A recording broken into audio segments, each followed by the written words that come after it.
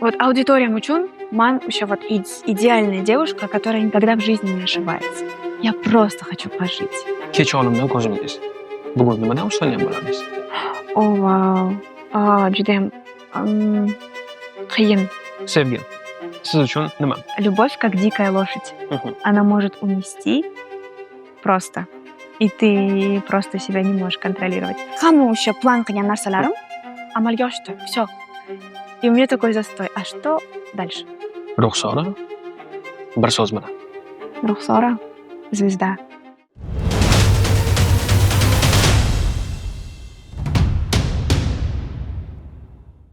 Ruxsora, bu intervyuni deyarli har doim bir xil boshlayman. Bir xil savol bilan.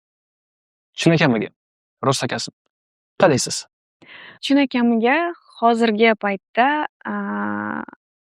yaxshi ham emas, yomon ham emas. Aynan neytral desam mubolag'a bo'lmaydi. Shu ijod jarayonlarimda ozgina pauza sezganim uchun, balkim yoki ilhom ketgani uchun o'zimni shu neytral his qilyapman. Hozircha o'zimni qidirish anaqasidaman. O'zimni qidiryapman, как будто бы. Bu holat qancha vaqtdan beri davom etyapti? Bir oy, bir hafta, oxirgi kunlarda shunaqa yoki bugun?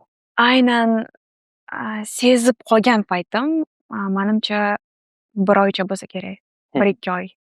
Prям sezdim shu qanaqadir pauza ushlab qolganimni, qanaqadir shu ilhom yo'qligini. Instagramga chiqib oldim, storieslar yozardim, nimadirlar qilishga harakat qilardim, lekin hozirgi kunda как будто бы желание yo'qday bo'lib qolgan. Hozir kadr orqasida ham xuddi shu mavzuni gaplashdik va xuddi shu gapimni yana qaytarmoqchiman. Bu qaysidir ma'noda yaxshi. Chunki haqiqatan ham hozir ijtimoiy tarmoqlarda, YouTube'da bo'ladimi, Instagramda bo'ladimi, umuman olganda bu yo'nalishda mavzular, videolar juda ko'payib ketgan. Va Ruxsora meni nazarimda chetdan qaragan inson sifatida o'sha narsadan biroz yiroqroqda, o'zini yo'lini biladigan, o'zini formatini biladigan va o'zini ijodini his qila oladigan inson sifatida ko'rinadi. Ya'ni qaysidir ma'noda boshqalar uchun bu Ruxsora yo'q bo'lib qoldi emas, balki Ruxsora bor va unga yetib olish juda qiyin bo'lyapti degan masalani beradi men nazarimda. Ikkinchi savolim bor. Ruxsora, tasavvur qiling. Agar ryukzak ichiga sizni holatingizni ifodalab beradigan 3 ta narsani solsak, bu nimalar bo'ladi? Naushnik, однозначно. Qog'oz va qalam bo'lsa kerak. Nimaga?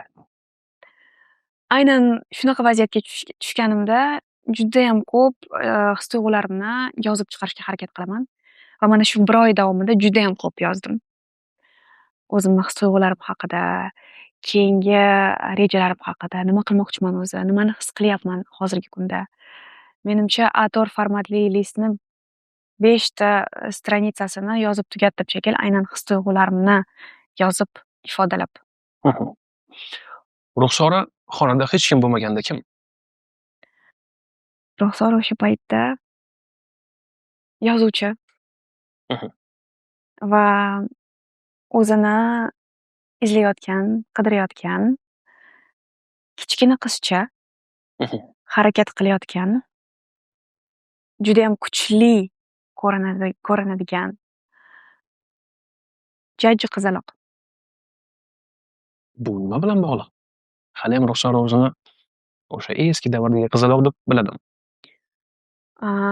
Menimcha mana shu hamma qilayotgan ishlarim, qo'yayotgan rejalarim, maqsadlarim barchasi ana o'sha kichkina Ruxsorani orzulari.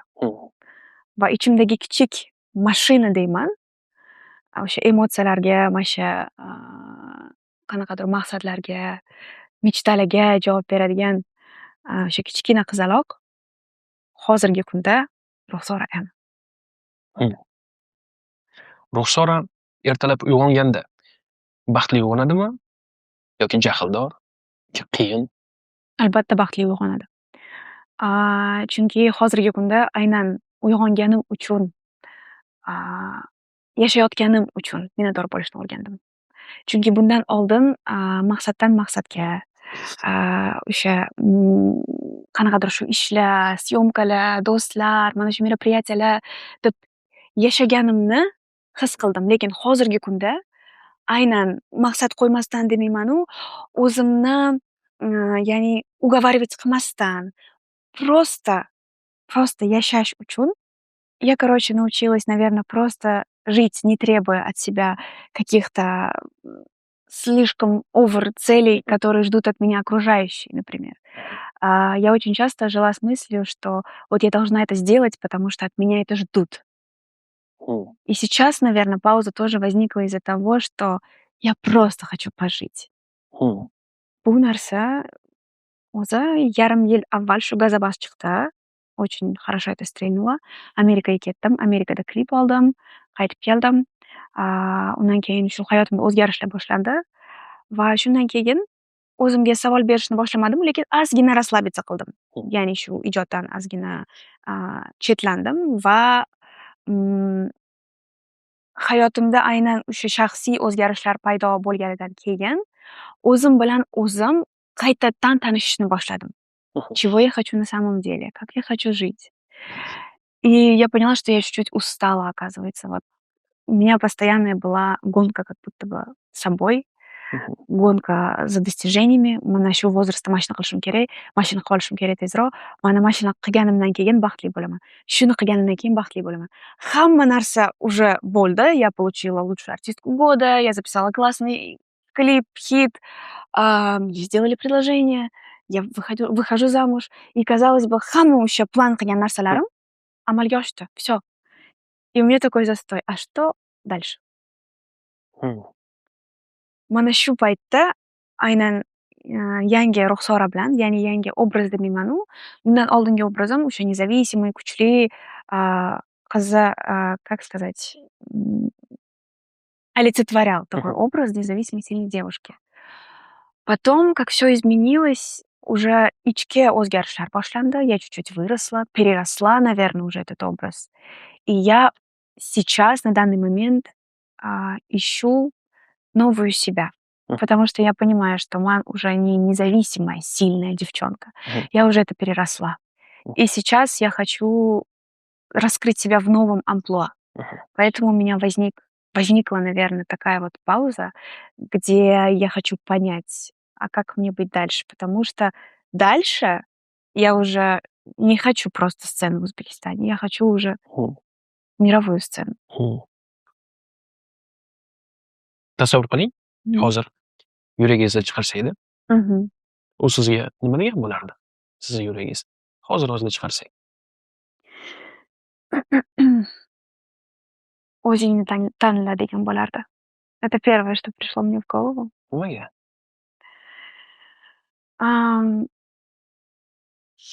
Bir xillarda o'zimni предавать qilayotgandek tuyuladi.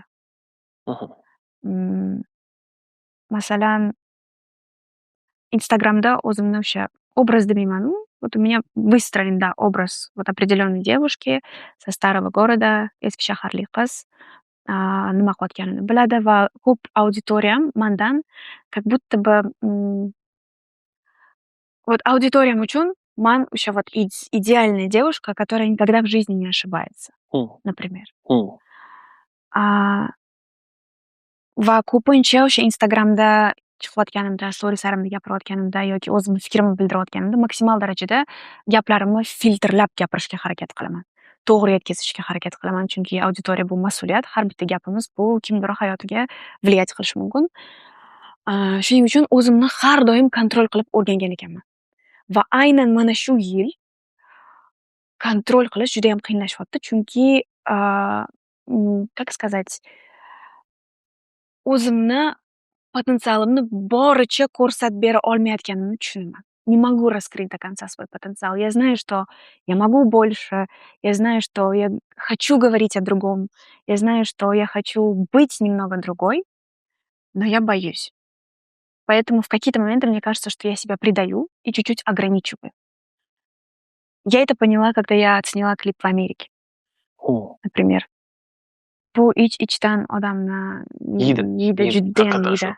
Lekin bu hislatsiz kattaroq rezultatlarga erishish qiyinroq. Как будто бы motivatsiya yoki stimul yo'q. To'g'ri. Hayotingizni qanday ta'riflagan bo'lardingiz? Shkala, grif. Tekis, tepa, past. Wow. Tekis, past, tepa. Пульс прям вот так вот. Umuman, ya'ni stabil emotsiyada umuman yashamayman. Agar stabilniy hamma narsa tinch bo'lsa, man judayam zerikib qolarkanman. Ijodkor sifatida menga har doim a, qanaqadir emotsionalniy kacheli demaymanu, lekin hayotimda nimadirlar sodir bo'lib turishi kerak, чтобы man ilhom bilan ishlashim uchun, ilhomlanib ishlashim uchun, ya'ni agar hayotimda zastoy yoki hamma narsa joy-joyida, stabilniy, всё нормально bo'lsa, man umuman harakatdan to'xtab qolaman. Shuning uchun hayotimda bir xillarda man o'zim, наверное, qanaqadir qiyin vaziyatlar yoki qanaqadir dramatik situatsiyalar o'zim создавать qilib, mana shunda yashashni yaxshi ko'raman. Judayam emotsional inson bo'lganim uchun, наверное, hayotim mana shunaqa o'tadi. Ruxsorani yoshligi 3 ta so'z bilan. Ruxsorani yoshligi. Lider,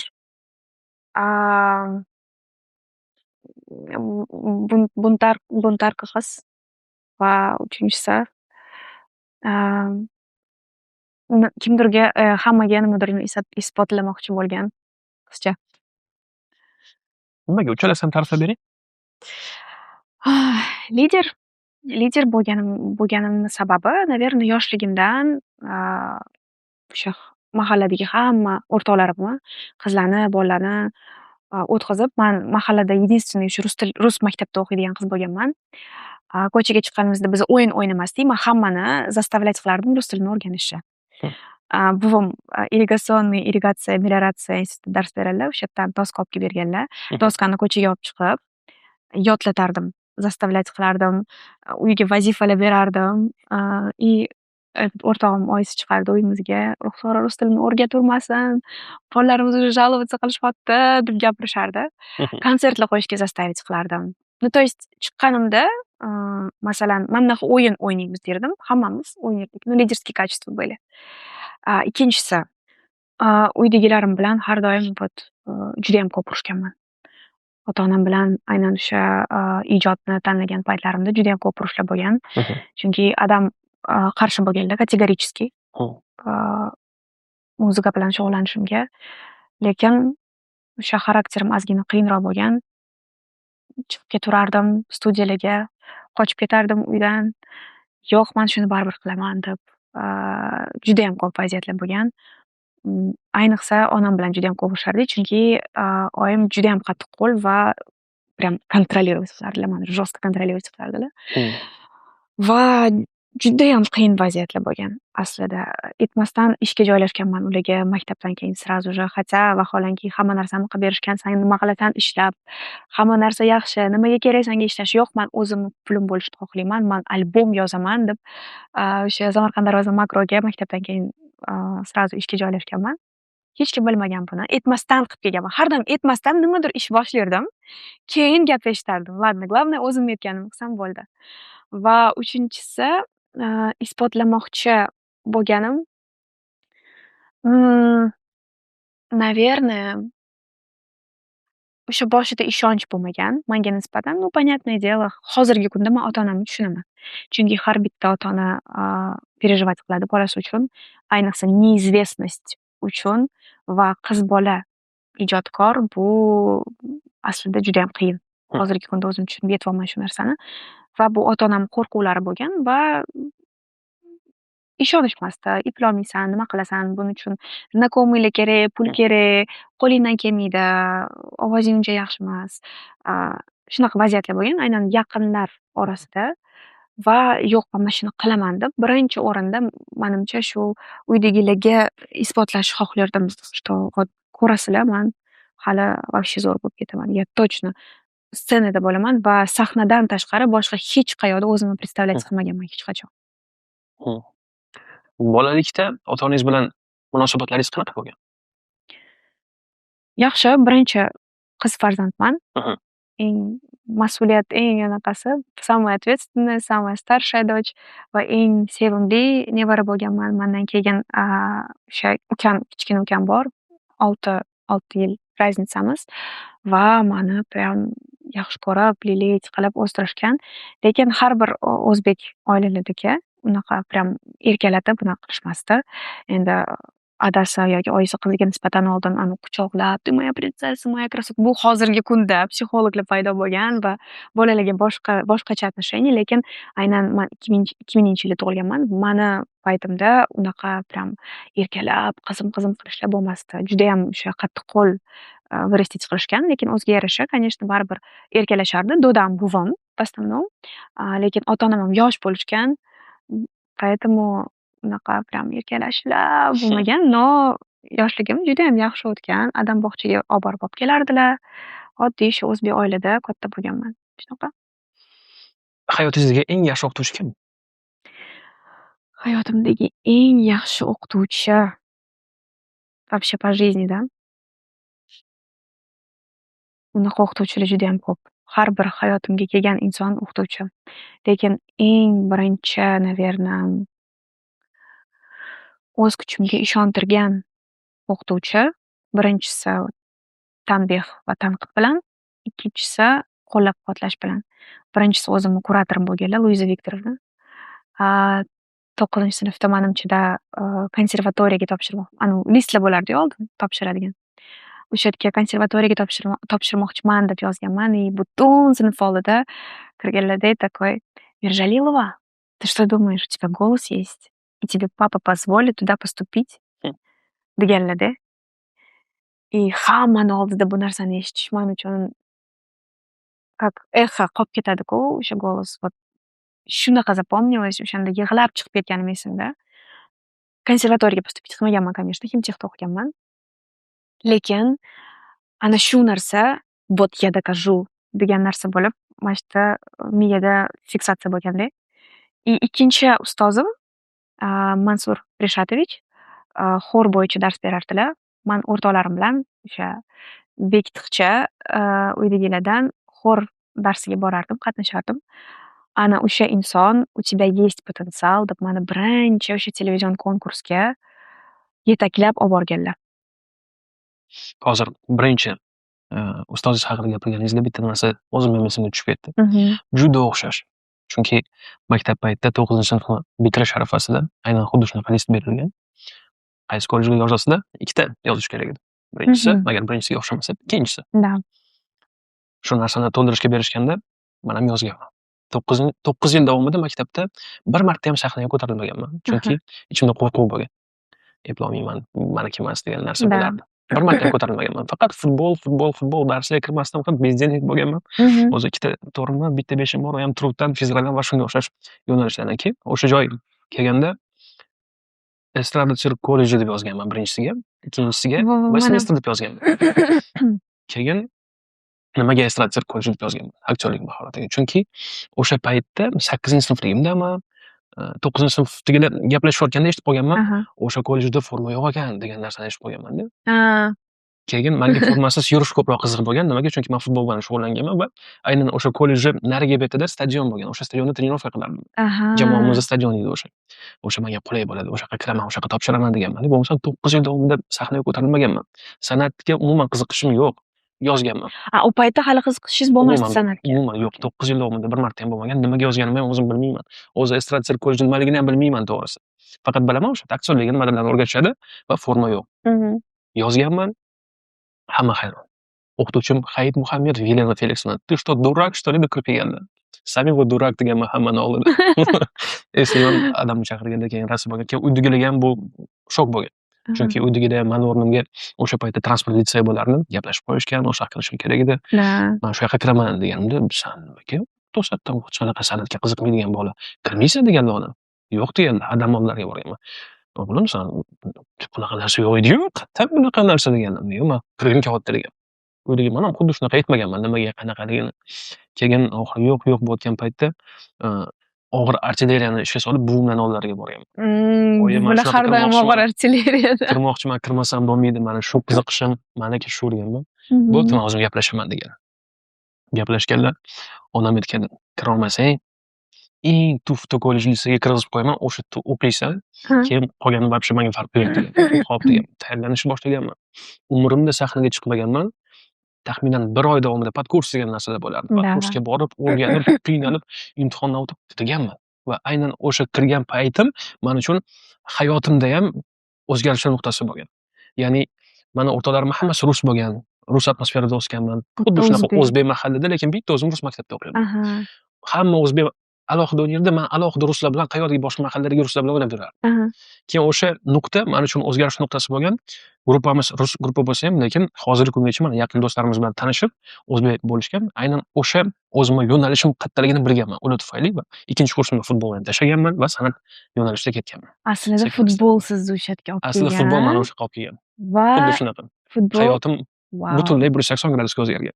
Va o'sha paytdan boshlab san'at olamiga kirib qolib, va o'sha nima deydi, kutilmagan holatlar tufayli mana hozirgi kungacha mana shu yerda o'tiribman. Ya'ni o'shanaqa holat, ya'ni o'zim nimaga kirayotganimni bilmasdan futbol uchun kirib, futbolni tashlab san'at yo'lidan ketganman. Aslida bir xillarda biza nima xohlayotganimiz emas, nima bizga kerakligini Bilmayman. biza bilmaymiz. Shunaqa, xuddi shunaqa. Yana bitta savol. Barcha bolalarga bitta narsani o'rgatish mumkin bo'lganda, bu nima bo'lar? Vau, juda zo'r savol. Barcha bolalarga bitta narsani o'rgatish mumkin bo'lganda. Bitta narsani deganingizda bu predmet или Farqi yo'q. Bitta gap, so'z, hayot, turmush tarzi qanaqa tushunilsa shunaqa. Чему бы ты научила одному?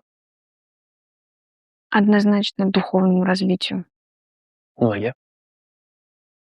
Потому что я поняла, что это фундамент абсолютно всего. Фундамент жизни, фундамент семейных ценностей. Это в совокупности, конечно, духовное развитие. Не просто духовное, конечно, но основополагающее. Я бы действительно хотела бы, чтобы дети об этом знали, потому что, исходя из этого, вы можете правильно построить семью, правильно принять решение, правильный образ жизни вести. Тоже растяжимое, конечно, понятие правильно-неправильно, но я имею в виду, что совершая меньше ошибок, мне кажется. Вот это первое, что пришло мне в голову. Ruxsora nimadan qo'rqadi? Ruxsora ko'p narsalardan qo'rqadi lekin. Masalan, Masalan, вы заставляете меня рефлексировать собой, это плохо. nimaga? О боже. Nimadan qo'rqadi Ruxsora? O'zini yo'qotib qo'yishdan, o'z o'rnini yo'qotib qo'yishdan, наверное. O'zi bilan o'zi qolib ketishdan, yolg'izlikdan. Ya'ni Ruxsorani hayotida kimdir bo'lishi shart. Atrofdagilar, Ruxsorani ijodini baholaydiganlar. Да. Как бы это ужасно не звучало, lekin aynan shu narsa не то, что меня заставляет жить и стараться делать дальше, но это мне нужно. На данном этапе моей жизни мне это, оказывается, нужно. Hayotingizni qaysidir nuqtasida o'zingizni mutlaqo yo'qotib qo'ygandek his qilganmisiz? Mutlaqo yo'qotib qo'ygandek. Да. Nima qilishni bilmayman. Og'ir payt. Bo'lgan bunaqa vaziyatda, да. Lekin tez chiqib ketaman unaqa vaziyatlardan. Chunki shunaqa insonman, masalan, qanaqadir нерешенный задача bo'ladi yoki problema bo'ladi. Ana shuni tez yoki сию минуту hal qilmasam, umuman spokойно o'tira olmayman. Bir xil insonlar bor, tashlab qo'yadi vaqtga yoki mayli посмотрим, что будет. И спокойно могут передвигаться дальше, когда-нибудь решится эта проблема. Я так не умею вообще. И это, наверное, есть моя проблема. В том, что я не умею это делать, и я начинаю себя есть изнутри. Но зато проблема быстро решается. И я быстро выхожу из этого состояния. Lekin aynan hozir mutlaqo yo'qotib qo'yganman demayman-u, lekin как будто бы yangi o'sha переход в новую фазу, как говорится. Hozir aynan shunaqa vaziyatdaman. Yo'qotib qo'ygandek nima qilishni bilmagandek, ya'ni bilaman nima qilishni. Lekin bu narsa уже hozirgi obrazimga to'g'ri kelmaydi. Masalan, menga hozir nima kerak? Ishimni olsak, например-da, rost подписчиков, охваты, ko'proq Instagramga chiqish, infopovod, infopolida bo'lish. U uchun men kontent qilishim kerak, o'sha там trendlarni qilishim kerak, lekin tushunyapman, что это не моё. Я не могу это делать. Ради просмотров, охватlar uchun, лишь бы там подписчиков набрать, не могу себя заставить это сделать. Agar qiladigan bo'lsam, уже yangi narsa qilishim kerak. Те же самые обзоры mashin. Обзоры boshladim, buni hamma qilishni boshladi, всё, menga уже bu narsa qiziq emas. Bilaman, что hozir zo'r ssenariy yozib, yana o'sha formatda возобновить qilib, ko'tarib olishim mumkinligini. Lekin уже не хочу. Уже qilib bo'lganman bu narsani. Yengillik qidiryapman hozir. Agar hozir qo'lingizga oppoq qog'oz berib, hozirgi mental holatingizni chizib bering desam, nimani chizgan bo'lardingiz? Ой, bilmayman даже. Dengiz, наверное. Dengiz, suv, волны. Сильные волны. Очень бушующие такие, неспокойное море. Dengiz qaysidir ma'noda tinchlik ramzi bo'lsa, u yoqdagi o'sha valnalar notinchlikni, ya'ni ikkita holat. Dengiz, kстати, men uchun hech qachon tinchlik ramzi bo'lmagan. Nimaga? Bilmadim nimaga. Вот ko'pchilik suvni oldiga borib успокаиваться qiladi-ku. Naborot, suv meni juda ham mana qiladi. Как? Будоражит qiladi. Тревожное состояние olib kelib qo'yadi. Bilmadim qanaqa qilib suvni oldida спокойный bo'ladi odamlar. Я спокойна на природе, вот tog'lar, просто, не знаю, какое-то поле, я спокойна. Или в машине. Lekin suv для меня это тревога. Chunki был момент, когда я чуть не утонула. Наверное, поэтому. Моя фобия тоже одна из. Siz hech qachon esingizdan chiqarmaydigan maslahat bormi? Hech qachon esimdan chiqarmaydigan maslahat.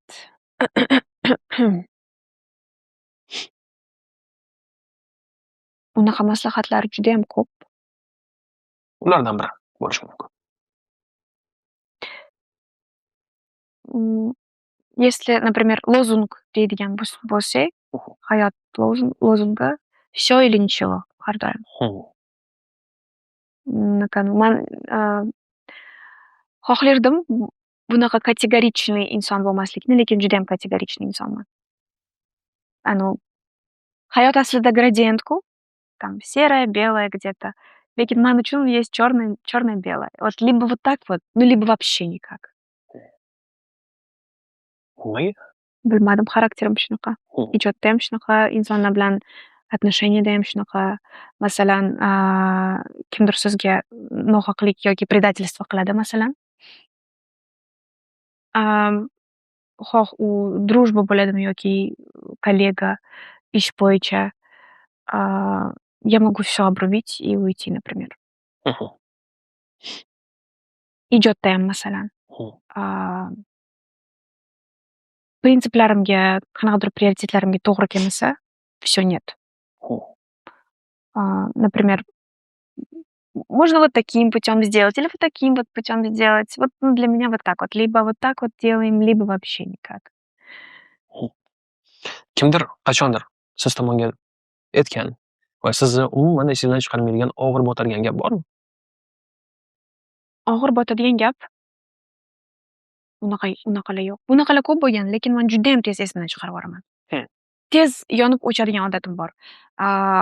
Esimda qolib ketmaydi. Я не злопамятная. Даже если judayam сильно обидят, я могу вообще не общаться с человеком, но unaqa esimda qolib, yuragimda ushlab unaqa degan qachonlardir unaqalar вообще yo'q. Chunki bunaqa obidalar bilan judayam qiyin yashash.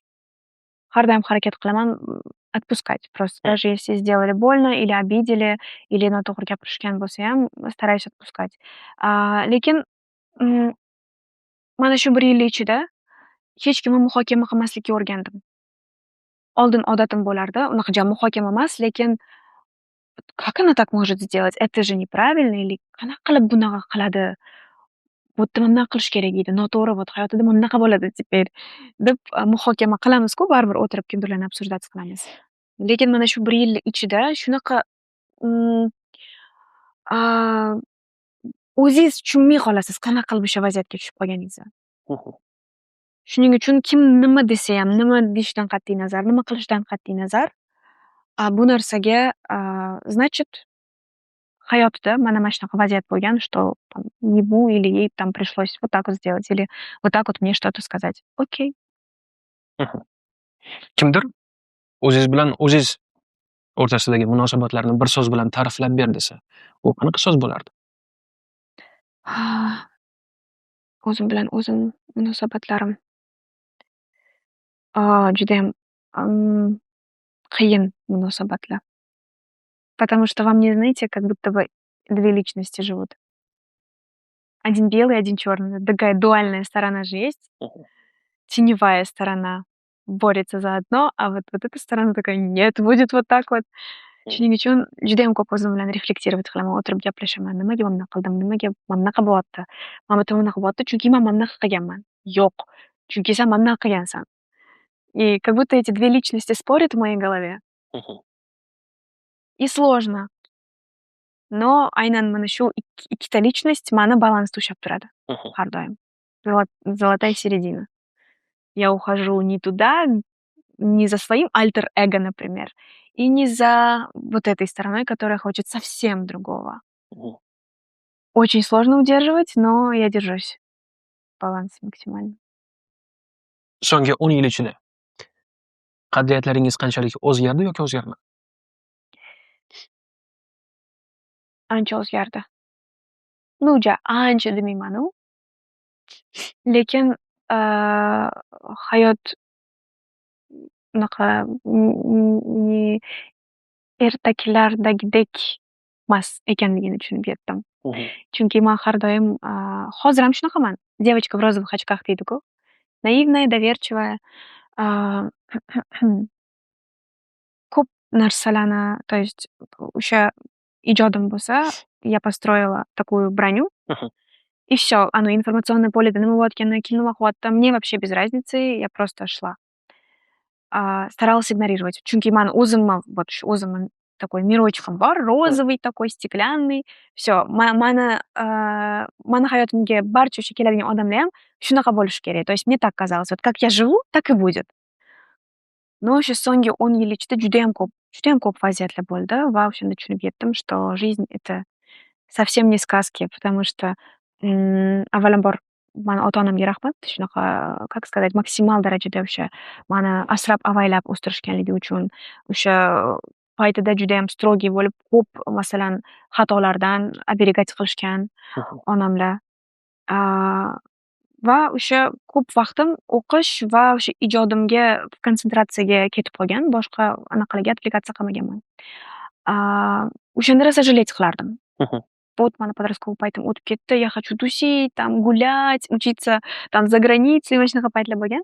Lekin hamma narsani o'z vaqt soati bo'lar ekan va hamma narsani o'z vaqt soatida bo'lishi yaxshiroq degan, fikrga keldim va, a hayotimda nima bo'lishidan qat'iy nazar, mana shu narsani, okey, bu mana shu taqdir, shunaqa bo'lishi kerak, mana shu narsa mani qayergadir olib keladi degan fikrga keldim. Ya'ni, o'zimga o'zimga judayam anaqa oladigan odatim bor, Mhm. xislatim bor. Ya'ni yuragimga Yaqin oladigan. да, yaqin olaman, очень чувствительная. Ozgina shu, как сказать, yuragini kengroq qilish kerak degan fikrga keldim. Hmm. Hozir siz uchun eng kerakli narsa bu nima? Hozir men uchun eng kerakli narsa bu, mm, sog'liq. 100%. Sog'liq va, a, sokinlik, ichki sokinlik. Hmm. Siz haligacha javobini topa olmagan savol bormi? Unaqa savollar judayam. U savollar yig'iladimi? Yoki shunchaki u savollarga javob yo'q bo'lsa ham farqi yo'qmi? Yoki qidirishga harakat qilasizmi? Qidirishga harakat qilaman har kuni. Hmm. Savollar yig'iladi. Bir xillarda javoblar topaman, bir xillarda qoniqmasam, yana qanaqadir variantlar o'ylab ko'raman. Lekin mana shu dialog между собой, между мной и мной, он никогда не прекращается. Hozir ota-onangiz bilan munosabatlaringiz qanday? Qanday ta'riflab berasiz? Hozirgi kunda ota-onam bilan munosabatlarim judayam zo'r. Ah, Onam hozirgi kunda eng yaqin insonim. Ah, Всё равно baribir vaqti kelib hamma tushunarkan, что onadan yaqin inson siz uchun aslida o'sha qayg'uradigan, barcha o'sha достижениялаringizga chindan xursand bo'ladigan onadan boshqa yaqin inson yo'q bu hayotda, реально. Adam judayam faxrlanadi hozirgi kunda. Umuman oilam judayam mani qo'llab-quvvatlashadi va oxirgi 1 yil ichida man oilamni judayam boshqa tarafdan o'zim uchun kashf qildim. Chunki man uchun mani oilam har doim o'sha вот есть Рухсора, есть ее семья, родители строгие очень. Вот она ответственна за что-то, она должна это сделать, она чувствует ответственность еще перед родителями, перед bratishkami, нужно что-то сделать. Manimcha har bir o'sha eng katta farzandlarda shunaqa bo'lsa kerak. Слишком сильно mas'uliyat his qilish. Mana shunaqa rolda edik. Lekin hozirgi kunda oilam bilan judayam yaqinlashganmiz. Adam bilan, masalan, Adam bilan unaqa hech qachon там o'tirib gaplashib o'tirmaganmizda oldin. Judayam havas qilardim shunaqa qizligi o'sha adasi bilan ochiqchasiga maza qilib o'tirib gaplashsa. Mana shu oxirgi 1 yilda oilam bilan judayam boshqa tarafdan tanishdim desam mubolag'a bo'lmaydi. Hozirgi kunda oilamdan yaqin odamlar yo'q men uchun. Oilangizda siz o'zgartirishni xohlagan biron bir narsa bormi? Oilamda man o'zgartirishni xohlagan biror bir narsa munosabatlarda desam yo'q, chunki munosabatlarimiz judayam yaxshi. Lekin oilam uchun qilmoqchi bo'lgan narsalarim ko'p. Lekin oilamni o'zida menimcha yo'q, o'zgartirmasdim hech narsani. Endi bitta test o'tkazamiz. Yaponiyalik psixologlar tomonidan ishlab topilgan test. Kokology. Eshitganmisiz? Yo'q. Eshitmagansiz. Xo'p. Hammasi oddiy. Ko'zingizni yumasiz. Narsalar gapiraman va birinchi bo'lib xayolingizga kelgan narsani javob sifatida qaytarasiz. Okay. Faqat birinchisini o'ylab o'tirmasdan imkon darajasida. Tushunarli-a? Xo'p. Sahroni tasavvur qiling. Bu sahroda kub bor. Kub. Uni kattaligi qanday? Judayam katta. Juda. Qanaqa materialdan yasalgan? Barxat. Qayerda joylashgan? Qummi ustida ko'milgan yoki shunchaki muallaq? Qum ustida. Qum ustida. Qum emasda, anaqa bo'ladi-ku, как его, sahroda такие, как это не песок. Как это объяснить, блин? Ну, вы поняли, по-моему. Да, tushundim. Вы поняли, да. Rangi qanaqa? Rangi qizil. Почему-то. Endi narvon paydo bo'ldi. U qanaqa materialdan yasalgan? Narvon? Narvon. Okay. Shishadan. Uzunligi qanaqa? Shu kub tepasigacha-da. Tepasigacha va o'sha to'xtaydi. Как будто бы еще невидимый anaqa bor. Лестница, знаете, такая. Tushundim. Оно градиентно, оно так исчезает, но идет наверх, да. Eskimi yoki yangi? Yangi. U kubga nisbatan qayerda joylashgan? Kubga suyanib turibdi, demak, to'g'rimi? Da. Endi sahroda ot paydo bo'ldi. U qanaqa ot? Oddiy ishchi ot, chiroyli, yovvoyi, Pegas. Так, спортивная лошадь. Спортивный ot. Oq. U nima qilyapti? Kubdan sal shu yaqinlashmasdan turibdi kubga. Такой, oyog'ini mundoq qilib turadi otlar. Так вот стоит. Bog'langanmi yoki? Yo'q. Erkin. Erkin. Ustida egari bormi? Yo'q. Yo'q. Tushunarli. Endi siz gullarni ko'rdingiz. Ular qancha? Nechta? Gul. Da. Gul ko'p. Kubga nisbatan qayerda joylashgan? Kubni chetlaridan shu ketganda такой anaqa bo'lib. Ular qanaqa holatda? Gullar Soppa-sog'lom yoki so'liwotgan? Нет, sog'lom gullar. Sog'lom. Sog'lom har xil. Bir-biriga yaqinmi yoki tarqoq? Yaqin, aynan shu zich joylashgan такой. Endi momaqaldiroq boshlandi. U qanchalik yaqin? Momaqaldiroq. Unaqa yaqin emas. Qanchalik kuchli?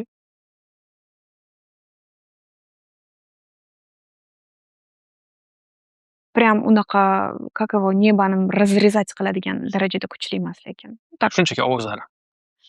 Нет, lekin anaqasi bor. Такой Tushunarli. lightning есть baribir. Yaqinlashyaptimi yoki uzoqlashyaptimi? Momaqaldiroqmi? Da. Yaqinlashmayapti lekin. U boshqa obyektlarga, bundan oldingi obyektlarga ta'sir qiladimi yoki qilmaydimi? Yo'q. Qilmayapti. Tushunarli. Ko'z ochuvchi bo'ladi. Bu qisqacha test. Vau, как Ko'p ovozi. интересно. Buni javoblari ham bor. Javoblarni hozir birin-ketin o'qiymiz va qanchalik sizga, holatingizga mos kelishini bilamiz hozir. Kub bu sizni o'zingiz. Egoist desak ham bo'ladi. U Очень большой. juda katta. Vau. Bu o'ziga ishongan va yetakchilikni bildiradi. Psixologiya odamda. Keyingisi joylashuvi. U shunchaki yerda ko'milmagan, tepada emas, shunchaki turibdi. Bu oyoqda mustahkam turasiz, o'zingizni va nimani xohlayotganingizni bilishingizni ifodalab beradi. Keyingisi materiali shaffof, bu yerda metall yoki yog'och bor va oddiy, ya'ni siz aytgan Barxat material. живой material deylik. Живой materiali bu samimiylikni va tabiiy narsani biladi. Tabiiylikni bildiradi. Narvon uzun narvon edi. Sizni javobingizda bu ko'plab do'stlar va tanishlari bo'lgan ekstravert sifatida tanlasiz. Lekin baribir sizni tanishim bo'yicha, endi uzoq yildan beri tanishmiz, sizni ko'proq introvert sifatida bilaman. Chunki bu joyi qanchalik lekin boyagi javobingizga ham mutlaqo to'g'ri keladi. Ya'ni atrofingizdagi odamlarsiz o'zingizni boshqacha his qilasiz. Ya'ni atrofingizdagilar sizga kerak. Da. Kubga suyab qo'yilganligi bu muammolarni hal qilishda do'stlaringizga yoki atrofdagilarga ishonishingiz va ularga suyanishingizni bildiradi. Keyingisi ot. Ot bu sizni ideal juftingiz. Otni turi kuchli, chiroyli, yovvoyi. U ko'proq o'sha Pegas desak, erishib bo'lmaydigan kimdir haqida yoki mashhur inson. Pegasda. Ya'ni siz aytgandek sportivniy ot. Aynan shu narsani bildiradi.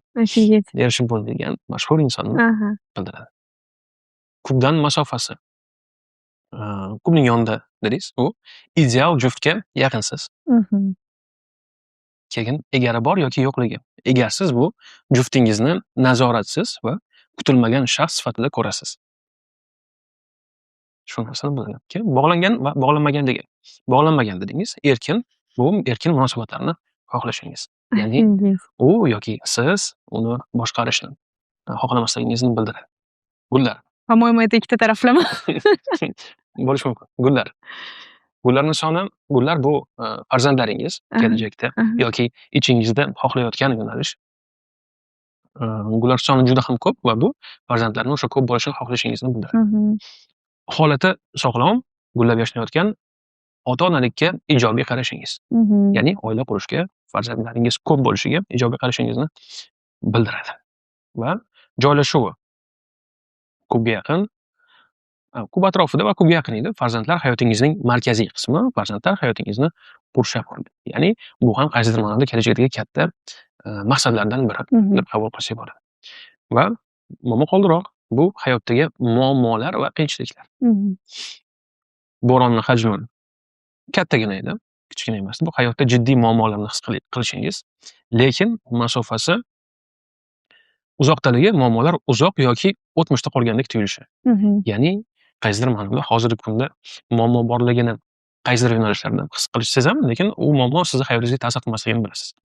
Shu yo'nalishda aytilgan. Va obyektlarga ta'siri, ya'ni ta'siri yo'qligi bu ajoyib chiqmayotganingizni xuddi o'sha boyagi gapimizni ifodalab berar ekan.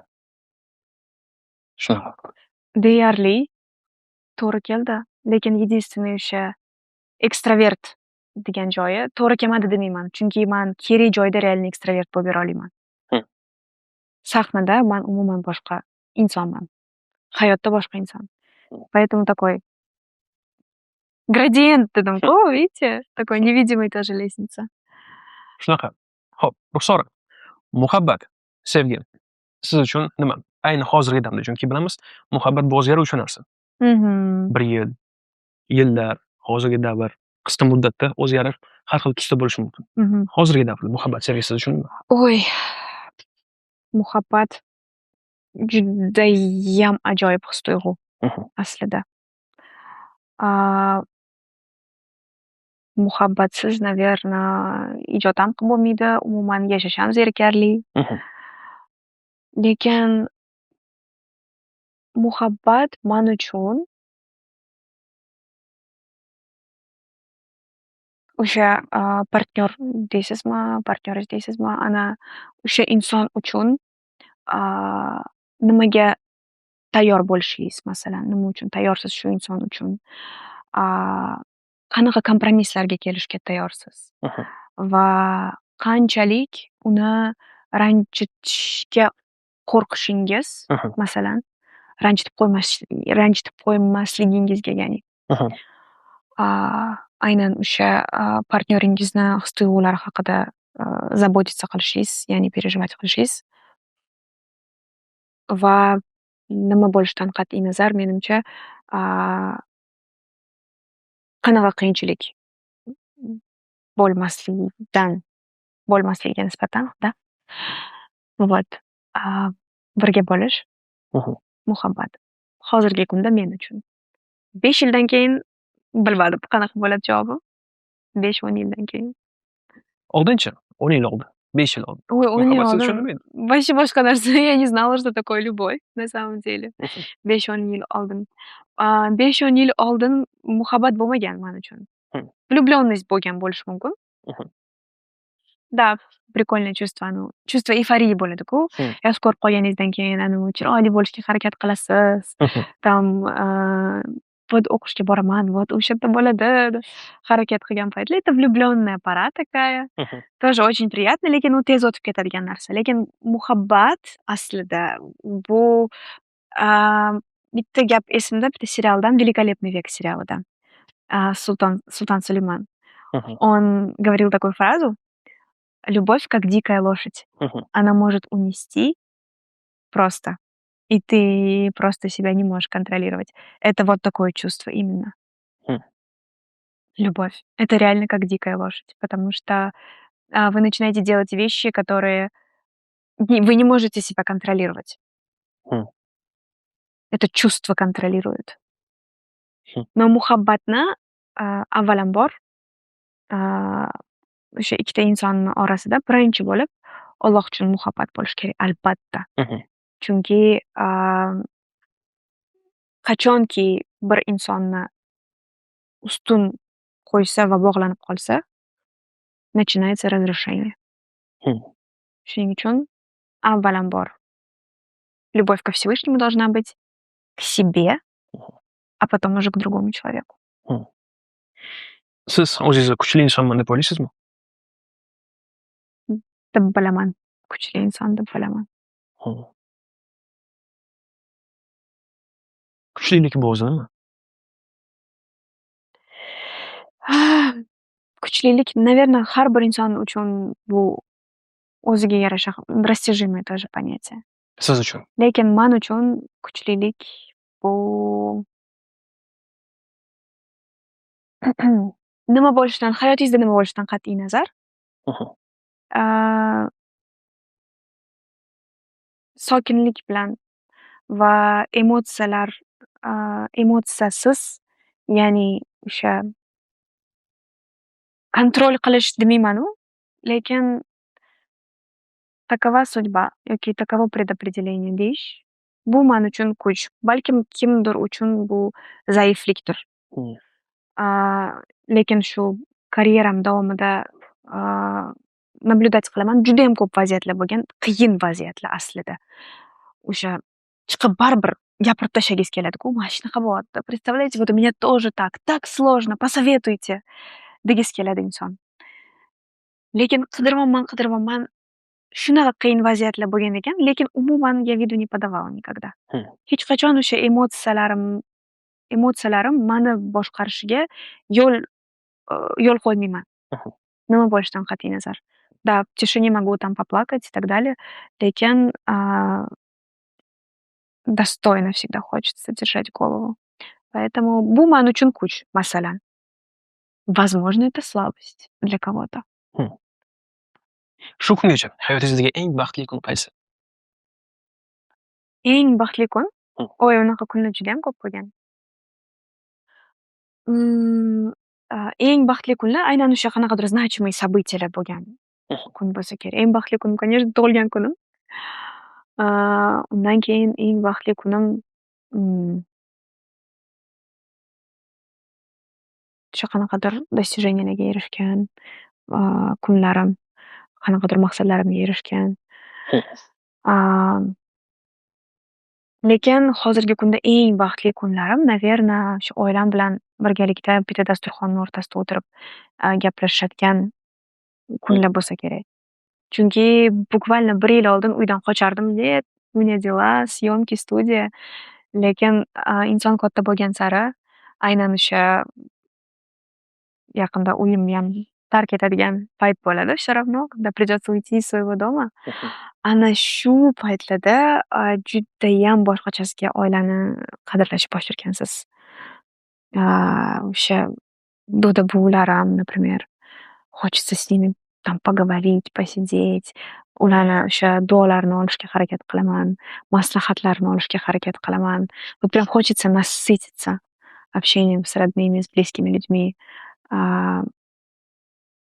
Qadriyatlarim rostdan ham o'zgargan hozirgi kunda va baxtli kunlarim o'sha aynan yaqinlarim bilan o'tkazgan kunlarim. Chunki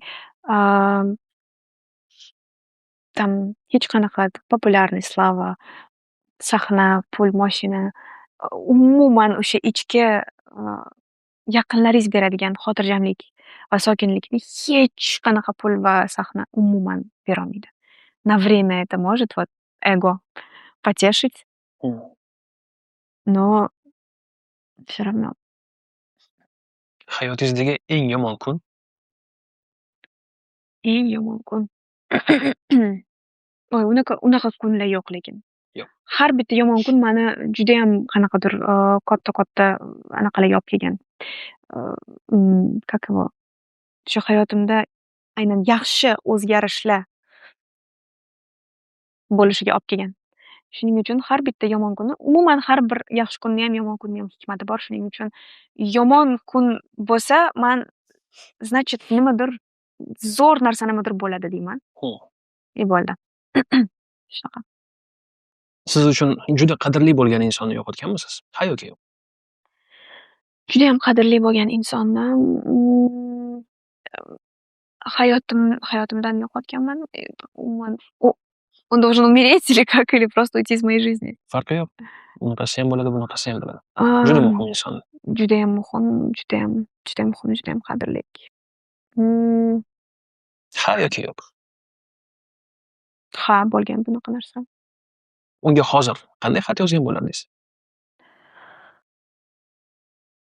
Nima mavzuda? Nima ma'nosi qanaqa bo'ladi? Bilasizmi, man hayotda nima bo'lishidan qat'iy nazar, ya'ni kimdir ketadi yoki kimdir keladi, я это воспринимаю как har bir inson bizni hayotimizga avvalambor o'qituvchi sifatida keladi deb bilaman.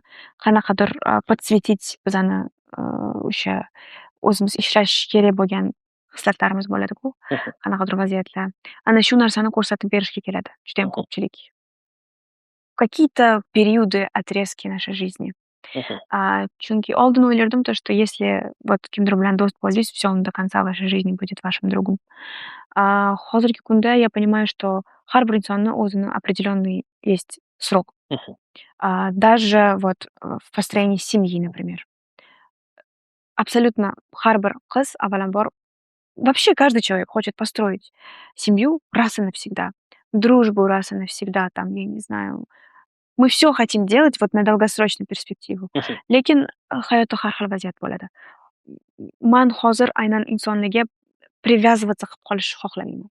Shuning uchun я понимаю, что har bir insonni o'zini qanaqadir отмеренный сроки bo'lishi mumkin. Shuning uchun я, наверное, xat yozganimda поблагодарила бы за тот период, например, отрезок жизни, в котором он был, чему он меня научил, этот человек, к чему мы пришли вместе с ним или с ней, например. Но har bir qadrli inson o'sha hayotimda hozir yo'q, masalan, yoki gaplashmaymiz yoki просто salom ali bor desak, har bir inson man uchun nimadirni o'rgatib ketgan va и я тоже в том числе их чему-то научила. Мы для чего-то нужны были в этот момент друг другу. И вы расходитесь, и это нормально абсолютно. Otangiz siz uchun qanday ahamiyatga ega? Otam man uchun ключевая фигура в моей жизни.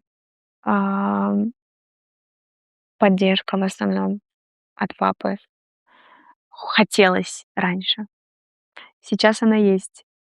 Поэтому judayam ko'p narsani aynan, наверное, o'sha odamga доказать qilish uchun qilganman. Lekin otam man uchun это мой герой. Это первый человек, кто пойдет меня защищать, что бы ни было в моей жизни, и свою жизнь отдаст за меня. Onangiz siz uchun qanday ahamiyatga ega? Onam тоже judayam katta ahamiyatga ega. Моя мама для меня ключевая фигура, на которую я равняюсь в жизни. Qiyin vaziyatlarda onamni oldilariga kelib so'rayman. Qanaqa ish tutardingiz? Как бы вы поступили в этот момент? Va aynan o'sha emotsiyalarimni kontrol qilishni, odamlar bilan вот kommunikatsiya qilasiz-ku, qanaqa gaplashish kerak emas, nimalarni gapirish kerak, nimalarni gapirish kerak emas. O'sha hayot darsini aynan onamdan o'rganganman va o'rganaman. Oilada qanaqa o'zini tutish kerak, o'sha qaynona-qaynota bilan, eri bilan, bolalari bilan hamma narsani o'sha onamdan ko'rib katta bo'lganman va katta bo'laman. Kimdir sizdan qanday qilib baxtli bo'lsam bo'ladi deb so'rasa, qanday javob bergan bo'lardingiz? Baxtni qanaqadir formulasi yo'q deb hisoblayman. Har bir inson o'zicha, ya'ni har bir insonda это всё индивидуально. Это нужно придумать свою формулу счастья. Masalan, man uchun baxt bu mani erkinligim. Я очень свободолюбивый человек. Люблю свободу, люблю спонтанные решения. Judayam импульсивный insonman. Принимаю очень быстрые решения, например, важные какие-то решения в жизни. Shuning uchun manimcha har bir insonni o'zini o'sha baxt formulasi bor. Qanaqadir. Lekin против себя не нужно ничего делать. Qachonki siz qanaqadir ishni yaxshi ko'rib qilsangiz, nafaqat ish, yaxshi ko'rgan insonlaringiz bilan gaplashsangiz, umuman o'sha qalbingiz nima xohlayotgan bo'lsa, ana shu ishni qilsangiz faqat baxtli bo'la olasiz. Lekin o'sha общество, ya'ni bizani mentalitet ko'proq bizga o'sha qanaqadir ramkalar qo'yadi. Biz o'ylaymiz, "Man shu narsani xohlayapman" deb o'ylaysiz, lekin aslida bu narsani xohlamayapsiz. Mana shu mentalitet va odamlar nima xohlaydi, odamlar nima deydi deb yashash aksariyatda odamlarni baxtsizligiga baxtsiz qiladi, ya'ni. Lekin buni biz признавать qilmaymiz. Нам легче сказать: "Ну, так правильно. Shunaqa yashash kerak". Но я считаю, что baxt bu это когда вы искренне samimiy вот o'sha nima ich-ichingizdan nima xohlayotgan bo'lsangiz, ana shu narsani qilsangiz, mana shu baxt, вот это правильно. То, что ты сам хочешь, не то, что хотят от тебя другие люди. Tasavvur qiling, sizga hozir konvert berdim va u konvert ichida sizni o'lim kuningiz yozilgan. Uni ocharmidingiz yoki yo'q? Yo'q. Nimaga? Nima qilaman? Ochsam, я потом, я не знаю, bo'ldi, faqat o'shani o'ylab yuraman-da. Может быть, даже раньше умру. Поэтому yo'q, ochmasdim. bilishni xohlamayman, что будет завтра, что будет дальше. Конечно, planlashtiraman bugungi kunimni, чтобы завтра у меня было вот так вот, например. Ammo unaqa ertaga nima bo'lishini bilib, nima bo'ladi, нет, вообще не хотела бы знать. Endi tasavvur qiling, kecha olamdan ko'z yumdingiz. Bugun nimadan xursandgan bo'lardingiz? O, vau! Nimadan afsus chekkan bo'lardim. О чем жалела сегодня? Блин, что я не улетела в Америку и не стала звездой. Наверно. Я не знаю. Что? Нет какого-то ответа однозначного. Не знаю, я думаю, ни о чем бы не жалела. Наверно. Пока нет такого, потому что, в принципе, я все делаю так, как я хочу делать. Hop, unda tasavvur qiling, uzoq umr ko'rish nasib qilsin hammamizga, sizga ham. Tasavvur qiling, o'lim to'shagidasiz va atrofingizda faqat eng yaqin insonlar. O'lim to'shagidasiz. Ularga nima degan bo'lardingiz?